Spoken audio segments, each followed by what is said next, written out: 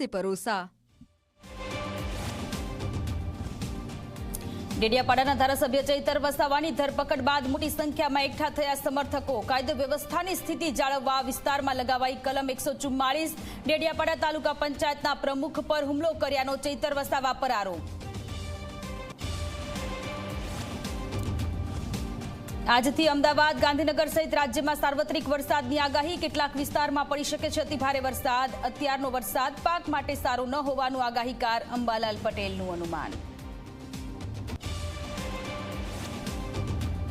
સામાન્ય વરસાદમાં જ પાણી થયું મહેસાણા। રાધનપુર સર્કલથી ગોપીનાળા જતો માર્ગ બેટમાં ફેરવાયો। કમર સુધી ભરાયેલા પાણીથી વાહન વ્યવહાર કરાયો બંધ। પાલિકાના પાપે ભરાયેલા પાણીથી વેપારીઓ અને શહેરીજનો પરેશાન।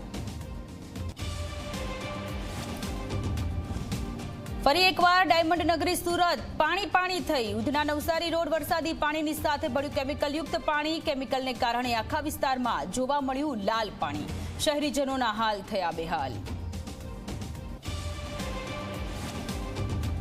કચ્છ જિલ્લામાં સામેલાધાર વરસાદ। અબડાસામાં આવેલા બારા ગામનો સંપર્ક કપાયો। ગામની નદીમાં ઘોડાપુર આવતા બંને કાંઠાનો કપાયો સંપર્ક। ગામને જોડતો એકમાત્ર રસ્તો બંધ થતા વાહન વ્યવહાર ખોરવાયો।